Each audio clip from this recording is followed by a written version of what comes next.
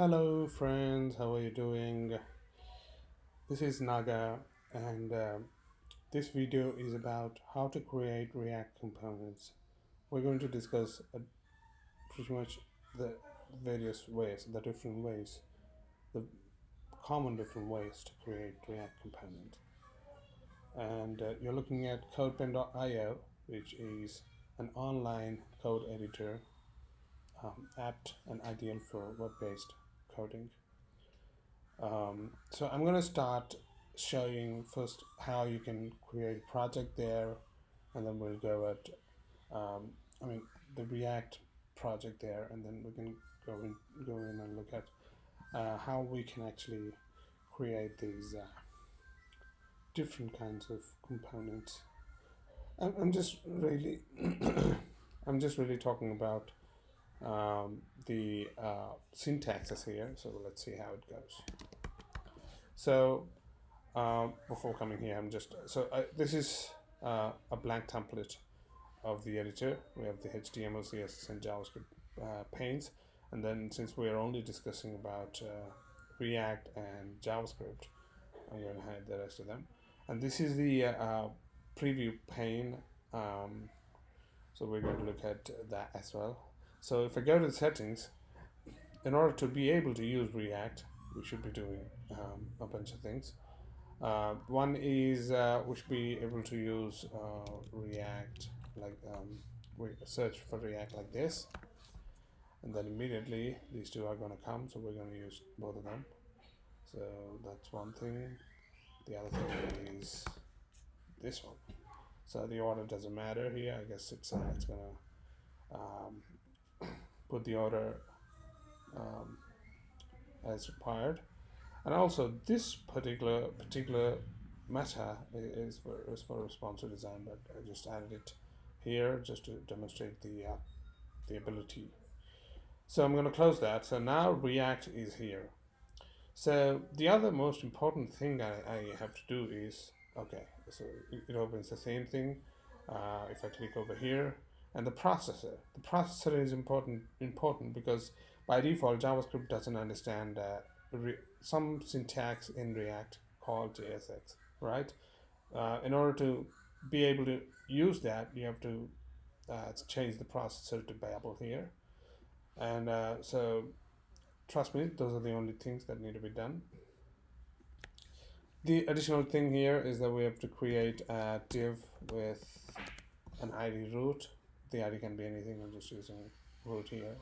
So just to create quickly the blank template for React project, right? So I'm just going to say const react DOM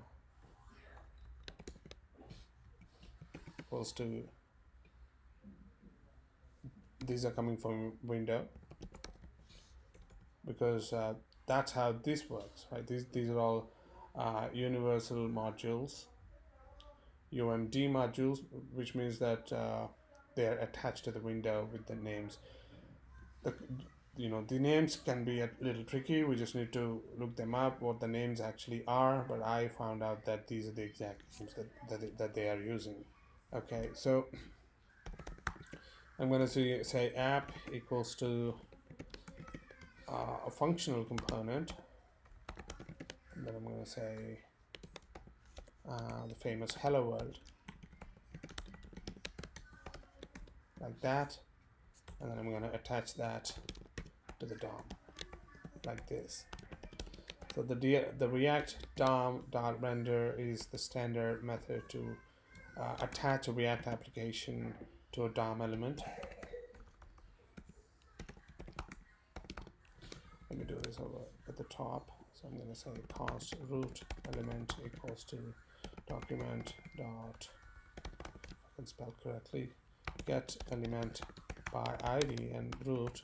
This is the one I added previously in the HTML pane, like that.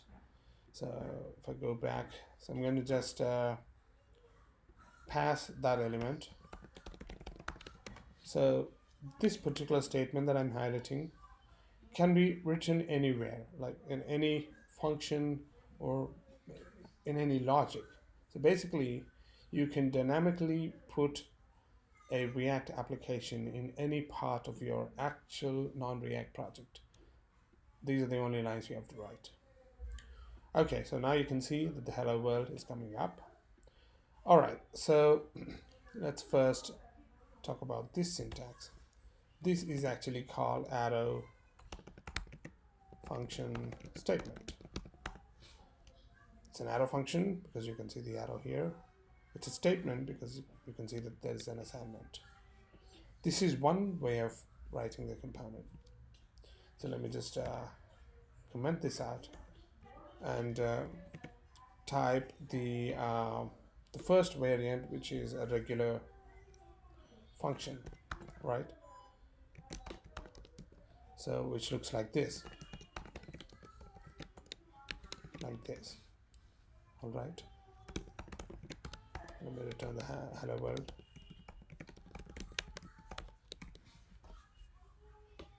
So this is again going to do the same thing. So this is a function declaration syntax.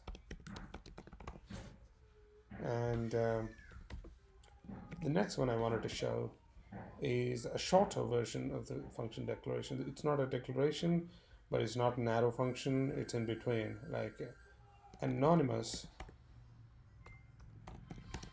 function syntax, which looks like this: const app equals to function.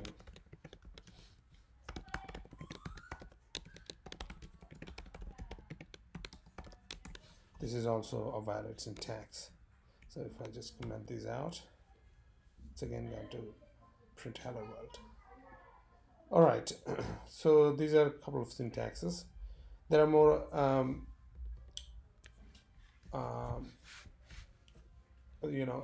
there's one more syntax which doesn't work here, but I'll just show it anyway. So the export anonymous arrow function, right? So it looks like this: export, excuse me, I don't want to leave it, export default, like this.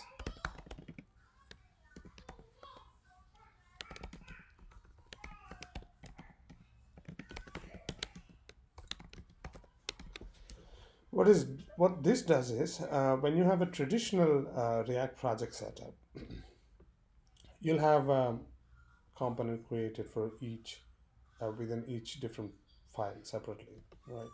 So you'll have a file named something like this, app.js, not US, within the SRC folder, like this. And the app.js will have a statement, a bunch of code like this. It doesn't have a name, it's just an arrow function, and you have these two things. And when you're using that actual function, actual component, it'll be doing something like import app from src/app, and then you will do the same thing here that you're doing. So this is another syntax. So let me just pull this above here. All right, so this is how you do it. So this is the export anonymous arrow function, and this can also be a regular function, regular anonymous function. You can also name it as app for brevity's sake. So when you do have errors while rendering this component, you can see the name of the component, which is a useful thing. So I generally tend to go for this syntax for the name, at least for this syntax, and definitely not this syntax, because excuse me, not this syntax, but because then when you have an error, if you're using this syntax, you never know which, like you don't have a helpful stack trace there, because there's no name to this function. So that's an important point to note. All right, so these are all function-based syntaxes, but you can also create classes, because React also supports class-based syntax for component. So a class looks like this: class app extends react dot component, a class-based component. This is the syntax for that, and the only requirement is that it has to